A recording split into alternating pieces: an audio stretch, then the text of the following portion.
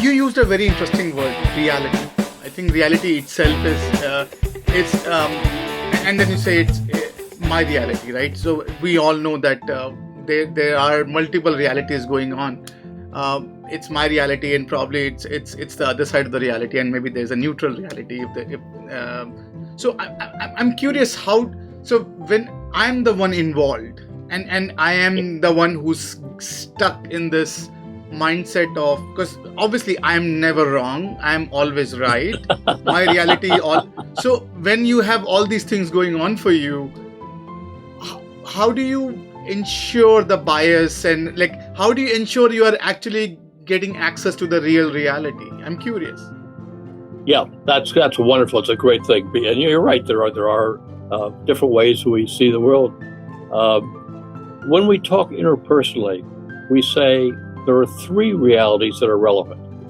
So when you and I are dealing with each other, one reality is my motives and intentions. Only I know that. So, and that leads me to act in certain ways. My words, my nonverbals, my gestures, my tone, things like that. That reality both of us see. The third reality is the impact of my behavior on you. I don't know that. So I intend to be clear now. I'm using certain words and nonverbals. I don't know if I'm clear. Now you're nodding when I talk to you, but maybe you're just polite. Maybe I'm not clear. So I need to know that. And what we say is, if you stick with behavior, and if you stick with the impact of that behavior on you, it's indisputable. So if you say to me, David, you tend to talk too long and I tend to lose interest, that's your reality. I can't say, no, you don't, because I don't know what's going on inside of you. And if we stick with those realities, we then can find a lot in common. And I can say, wow, what am I doing that's getting in the way? What is my behavior? And what we're talking about is behavior. And managers deal with behavior. Managers think they deal with personality. Nah, therapists deal with personality. We deal with behavior. And we have control over our behavior.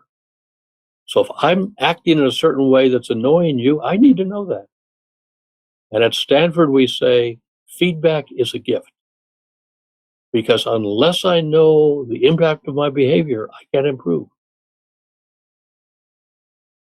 So yes, beautifully put. So one thing I was thinking about, so and I have this weird habit. So whenever I go in conversation, I tend to take the hostile side many times, just to see the other side of the situation, right? So I think we have seen a lot of political divide, right, in the Mm-hmm. country, and we are seeing a lot of passion, a lot of belief system being challenged, right, when it comes to what's happening, what's not happening.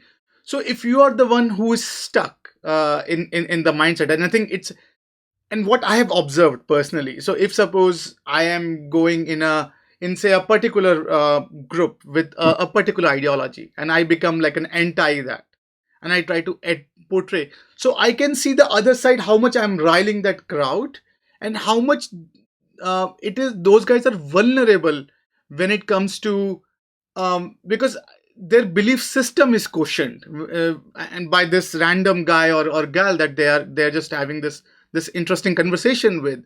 So I wonder, like, so you talk about reality, you talk about being sane when it comes to understanding your perspective and your impact on someone else, about your perspective. When our brain is not incentivizing us to having that rational thought, how to encourage that? I'm curious, like, did you ever thought about, we all are tagged to our belief system, our foundation, what we think. That's why most of us are right whenever whatever we do, right? And then it takes us an additional effort to say, no, no, no, no, maybe there's another perspective that I should, and that makes you a very good coachable candidate.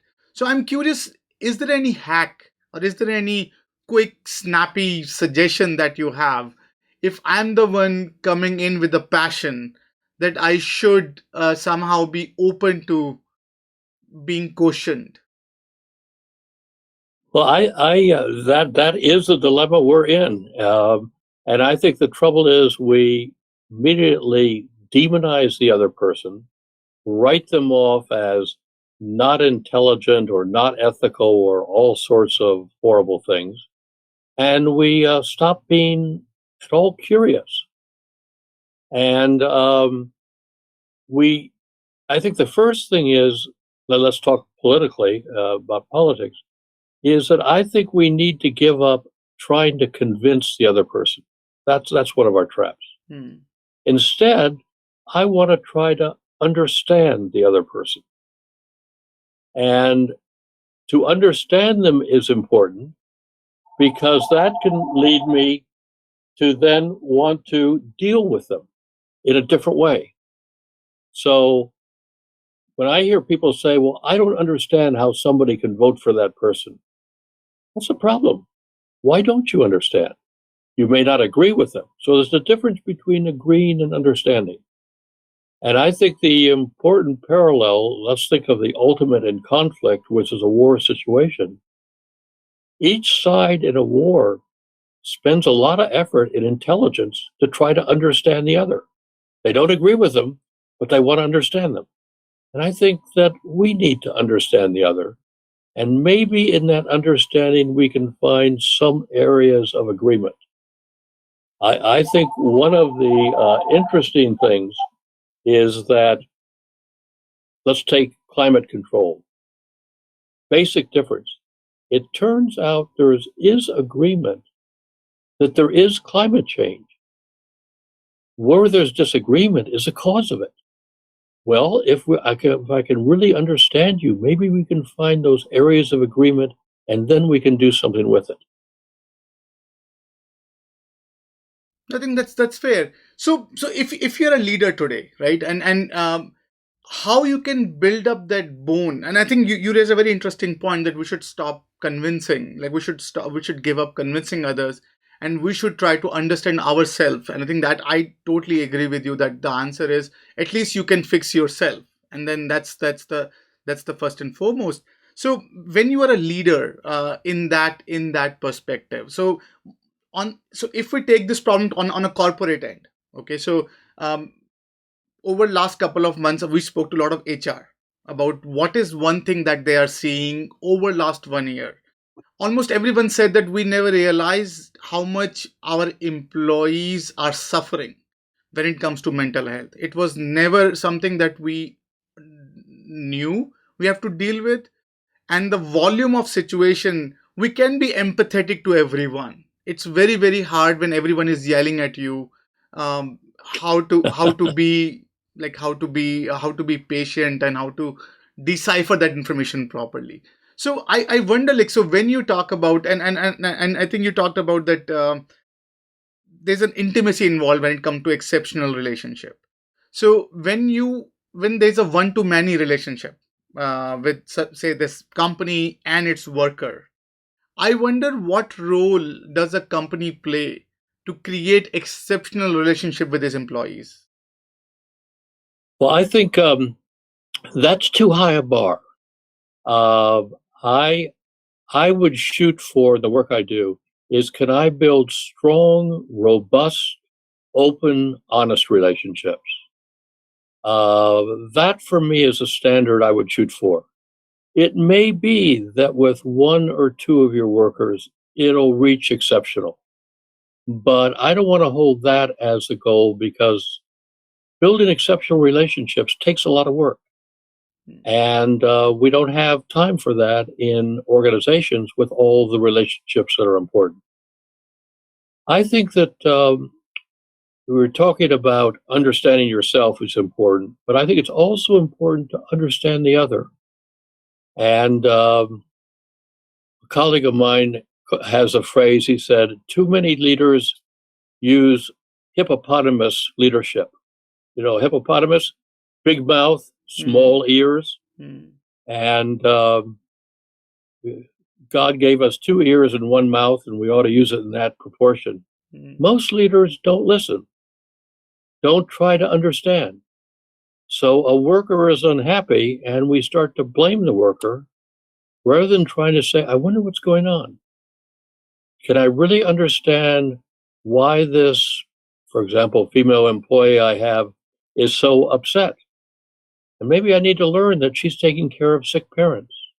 And maybe I need to learn that she's got a sick child or something like that, or he does as well. It's not that I have to lower standards, but we do treat people differently in the short term, depending on their condition. They want you to treat you differently. So I think that the whole effort of understanding. So let me give one example. I know one CEO, he does the performance appraisal with each of his VPs. And I said, well, Raymond, how do you do that? He said, with each one, I go away for a day. This is Silicon Valley. We go down to Carmel. We walk on the beach. I ask about the family. I ask what's going on. We then have a meal together. I ask about his career plans. What excites him? What doesn't? And I said, takes a lot of time.